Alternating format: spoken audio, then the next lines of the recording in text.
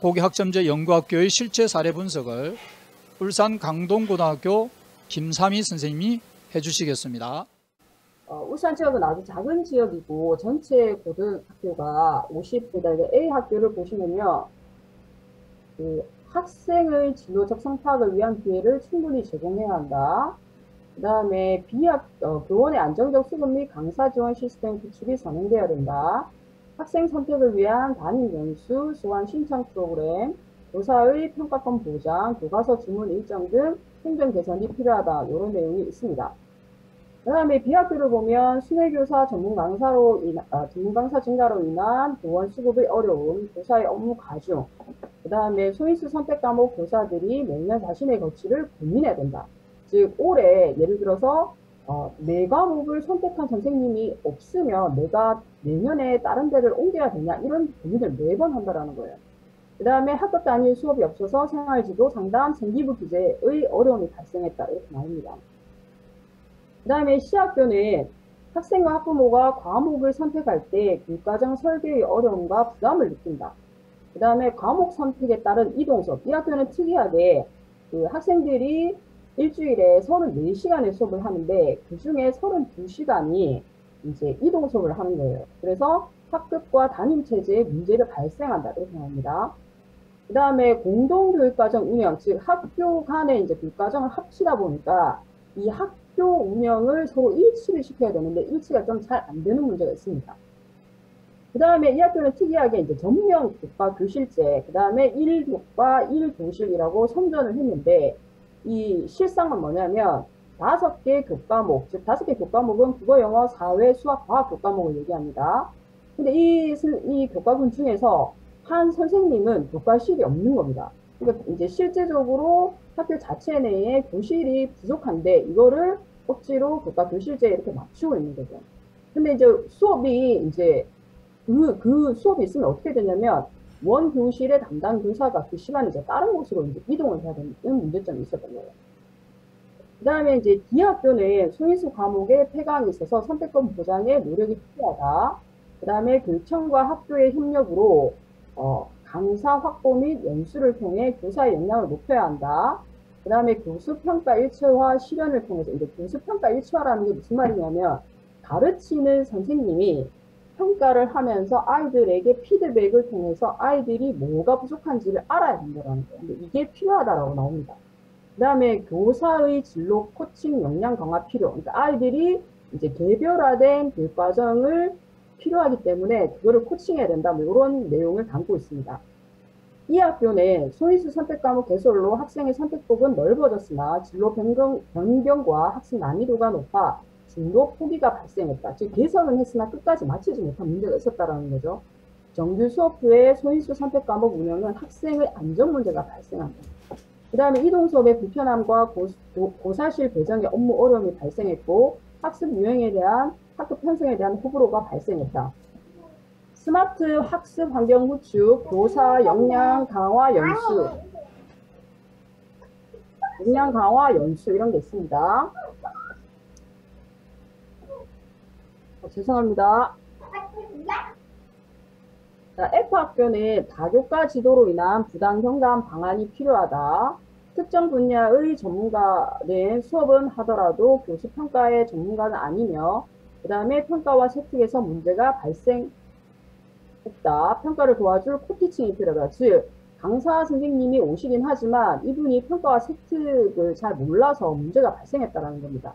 그래서 이제 정규 선생님이 어쨌든 평가를 하는데 코티칭이 필요했죠. 그 다음에 최소 성취 수준 마련 학생 평가에 대한 준비와 연구가 필요했다. 이런 내용이 나옵니다. 자, 그런데 이거는 다 이제 보고서 상에 기재되어 있던 문제였는데 어쨌든 이제 우리가 보고서 분석을 했습니다. 1번에 보면 연구과제에 따라 실행한 프로그램이 일반고와 비교해 특색이 크게 없었습니다.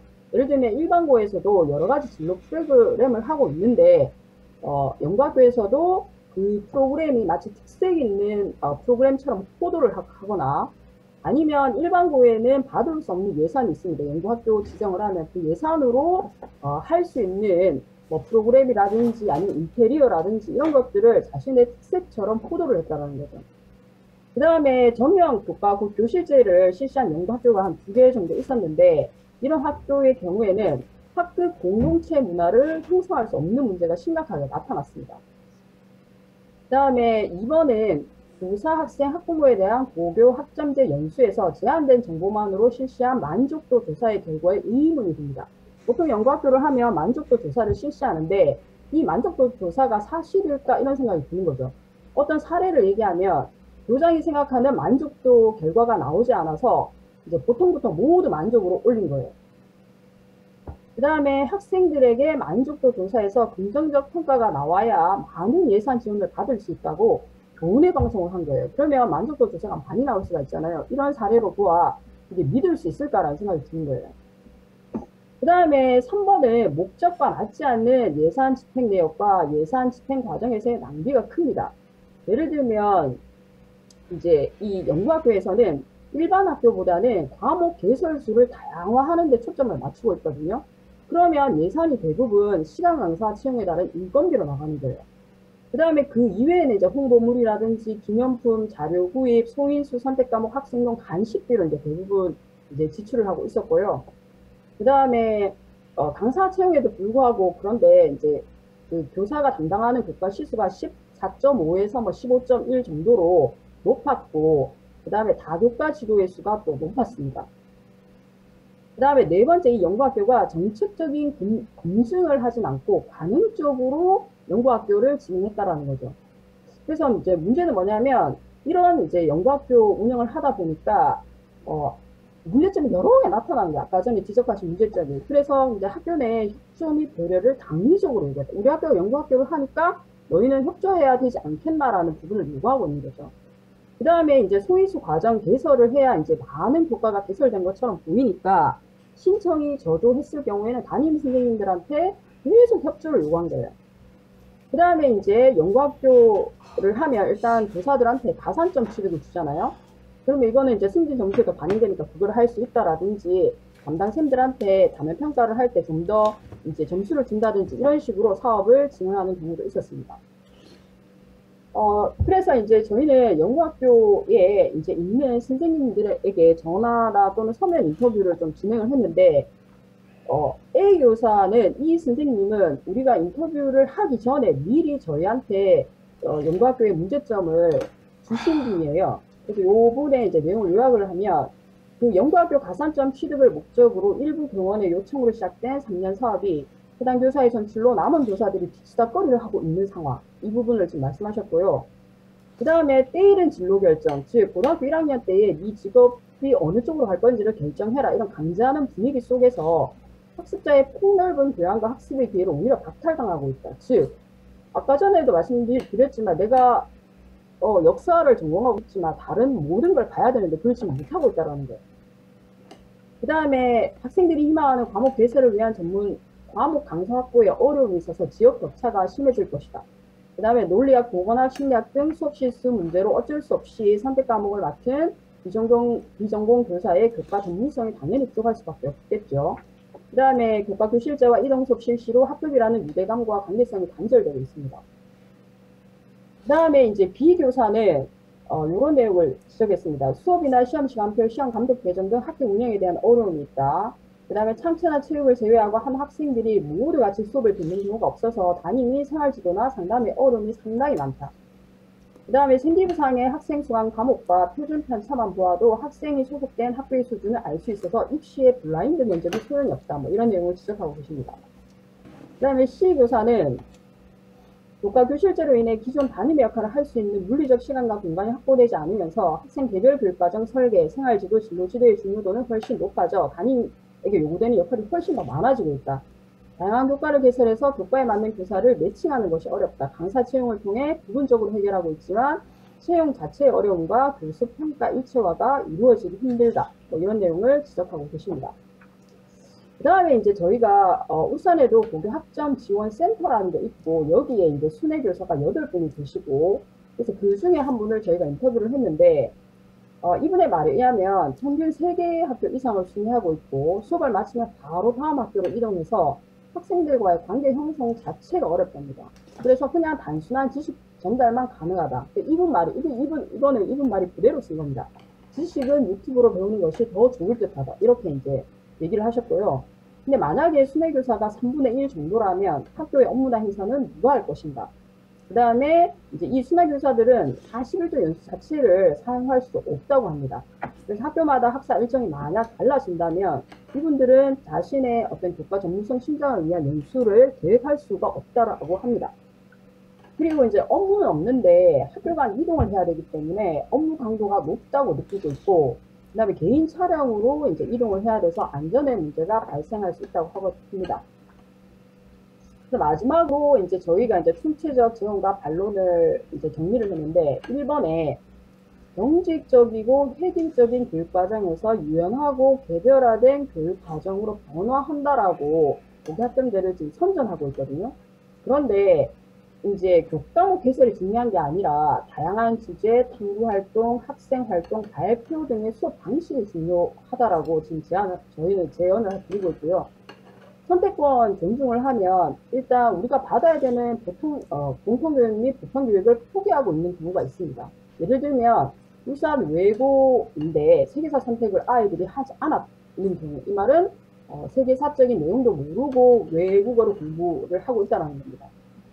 그 다음에 이제 새로운 교과목 이름을 매우 양산하게 됩니다. 민주시민이라는 교과목, 문학적 감상과 상상력, 벡터 수학 과제 연구처럼 이미 이제 민주시민 이거는 사회교과에서 담당하고 있고, 문학적 감상과 상상력은 국어국어에서 담당하고 있는데, 이런 있어 보이는 이름의 교과목들이 지금 양산화할 수 있다는 겁니다. 그 다음에 이제 두 번째는 행정 업무 중심에서 교과 수업 중심으로 학생 및 교과의 자율성, 독립성을 신장하는 교수평가 일체화를 바탕으로 한 수업 혁신을 하고 있다고 자랑을 하고 있지만, 이것은 저희가 판단하기에 고교 학점제와는 전혀 관련 없는 오래된 혁신의 방향이라는 거죠. 더군다나 대학 입시에서 지금 정시 40%를 반영한 정부의 고교 학점제는 이전에 수능 반영 비율이 높았던 교육과정과 마찬가지로 입시의 수단과 도구로 전락할 것이다 라는 게 저희의 생각입니다. 그 다음에 세 번째는 과목 선택권의 존중이 들어가면 이 선택에 따른 책임과 결과를 결국에는 학생 개인과 교사에게 전가시키지 않겠나라는 생각입니다. 그래서 백화점식으로 나열된 과목 선택을 고1 수준의 학생들에게 자신의 진로와 연결지어 선택하도록 지금 강요를 하고 있고요. 근데 만약에 진로가 명확하지 못한 학생이나 학부모가 있다면 이분들은 진로 설계 능력이 없는 것이고, 교사는 학생들에게 충분한 정보를 제공하지 못한 책임을 가지게 됩니다. 그 다음에 네 번째는 교사의 전공 과목과 전문성이 약탈당하고 있다는 표현을 썼거든요. 그리고 과중 업무와 노동 강도로 교사의 생존권이 박탈당하고 있다, 이런 표현을 저희가 썼습니다. 일단 교사의 의지와는 상관없는 과목 개설이 됩니다. 그리고 그 다음에 수업 시수가 부여되고요. 그럼 남는 수업 시수는 내가 선택받지 못한 수업 시수는 이제 내가 전공하지 못하는 교과목을 가르쳐야 되는 거죠. 그래서 그런 부담과 비전문성이 생겨나고요. 그 다음에 여러 교과를 가르치거나 또는 여러 과목을 지도하게 되면 내가 가르치는 수업 자체의 질이 저하된다라고 생각을 합니다. 그 다음에 다섯 번째는 다양한 교과목 개설로 인한 아까 전에도 말씀드린 계속 언급되어 온 강사, 기간제 교사, 학교 밖 전문가의 한시적 교사 자격 부여 등은 역시 공교육의 책임성을 약화시킨다고 생각합니다. 예를 들면 일단 전교조원의 수가 줄어들면 교수를 수업을 하고 평가를 하고 학생들의 피드백까지 책임을 져야 되는 게 힘들고요. 그 다음에 학교 내 안정적인 업무 분장이 힘들어서 당연히 이제 이 채용 관련 업무도 가중이 될 거고요. 그 다음에 이런 걸 하다 보면 학생 상담이라든지 생활지도, 학생활동, 학교 행사에 들어가는 노력을 우리는 할 수가 없고요. 그 다음에 학교에서 하는 많은 부분이 이런 시간제 강사라든지 교사의 채용비로 들어갈 거라고 생각을 합니다. 그 다음에 마지막 여섯 번째가 저는 되게 이게 정말 중요하다고 생각하는데, 지역 간, 학교 간, 학생 간의 격차와 불균형이 어디까지 일어날지 가늠할 수가 없다라는 겁니다.